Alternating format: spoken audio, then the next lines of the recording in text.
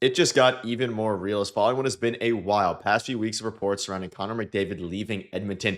A brand new report and multiple reports have dropped surrounding the Leafs' interest that changes everything surrounding their future. We're going to break that down as well as discuss yet another day of training camp updates as we have a lot to go over. But before we get into it all, folks, if you're a part of the percentage who aren't subscribed to the channel, this is the place to be for daily Leafs content. Make sure to hit the subscribe button. Darius, a lot to go over today. And Connor McDavid, reports have started to fly, and it has just gotten even more real surrounding the Leafs' pursuit following a huge report. And of course, this has been a big storyline over the past few weeks, especially over the past week or two since McDavid hasn't signed that extension. And Pierre LeBrun made a big tweet a couple days ago. We have some reports from this morning. We have some reports from literally moments ago as well.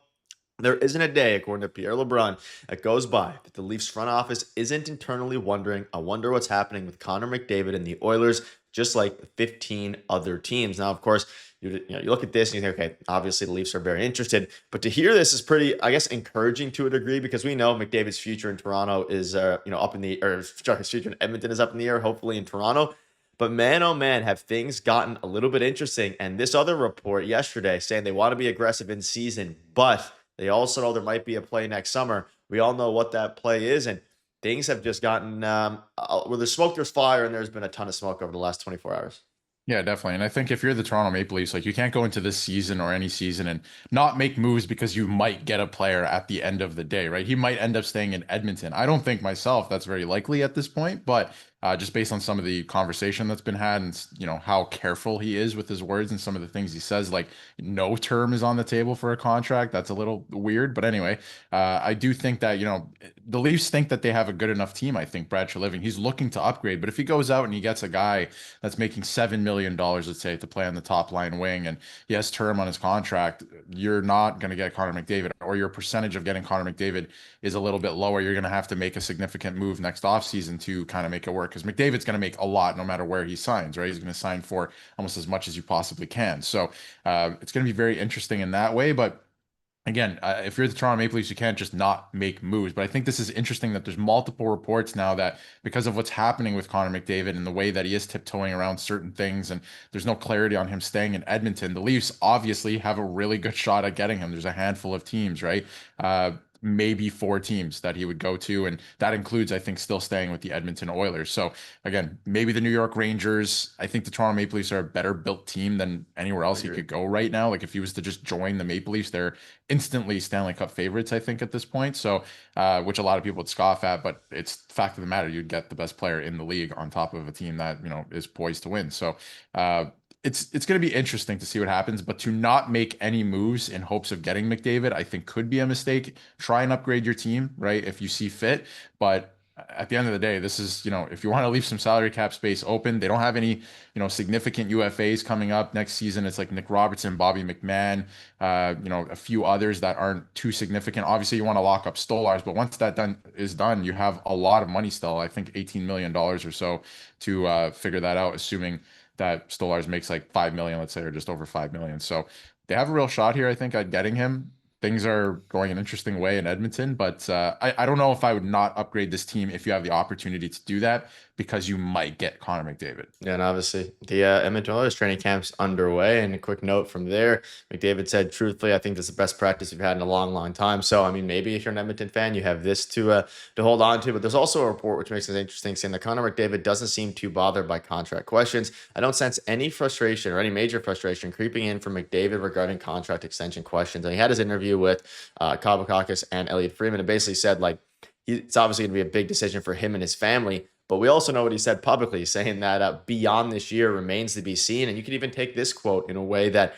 maybe this is their last chance to keep McDavid. Of course, if they win the cup, I'm sure he'd probably resign, but maybe not. Like maybe this is a lot deeper than we initially thought. I mean, it is a lot more, I guess, confusing. I thought it was going to be pretty clear once Draisaitl signed that McDavid was going to follow up. Not the case, and multiple reports now revealing that the Leafs are all in on McDavid, but also that internally they're planning behind the scenes regarding their cap because they'll need to open up cap space, but I can guarantee you that if they even have a 15% chance and they think they can get it done, they'll at least maybe not hinder their other moves, but get creative in the way that they do their business. So let us know down below. Do you want to see McDavid on the Leafs? The answer is obviously yes, but do you think it's possible on a scale of 1 to 10? Where do you think that is? But let's transition now into day 2 of training camp, or day 3, sorry. We're already a few days in. The Leafs play tomorrow as well, which will be interesting. But OEL spoke out recently here and gave some pretty big insight because this is now his second year with the Leafs after coming in as a free agent last year. And he said, and spoke out on the style of play and doing whatever it takes for the team to win. Everyone thinks I'm this nice, happy guy, but I also have a dark side.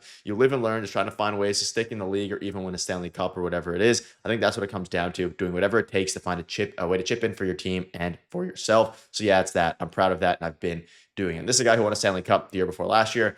His first year with the Leafs obviously didn't go the way he probably wanted to, both individually and in the playoffs and as a team. Darius, what are your thoughts on this? Because, I mean, there's a lot of that defensive core, and we'll get into Morgan Riley here in a minute. Like, they're going to have to step up. Obviously, Mo doesn't play with OEL in that same pairing, but these guys are going to have to step up, and it seems the energy in camp is, like we've been discussing, it's a different level of positivity. Yeah, very positive. It seems light. I like this new mindset that was adopted last season.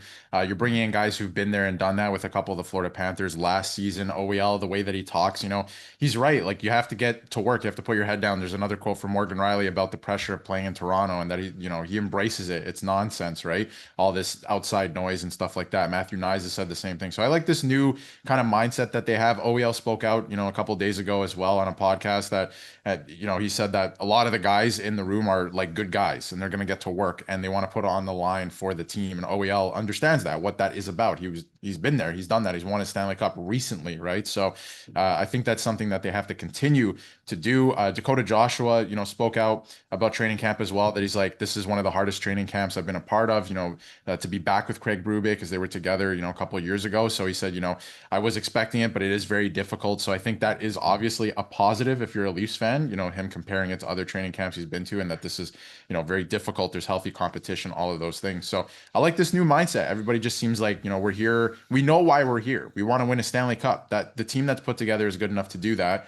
But the mental aspect of it, I just feel like wasn't there in the past. You could kind of see it through some of the quotes, trying the same thing over and over again every year. Didn't have the right pieces, too much money allocated to, the top of the lineup.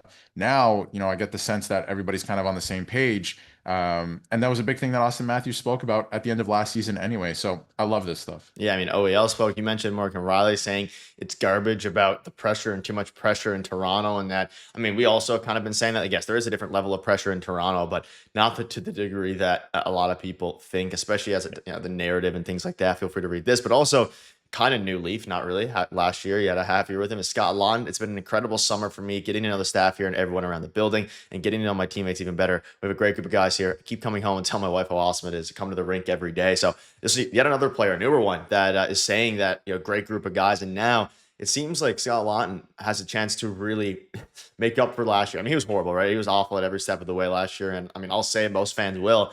This is his chance now, though, to really step up, and they gave up a lot for him. Two, really solid pieces, a first-round pick, of course, and one solid piece in Nikita Gurbankin.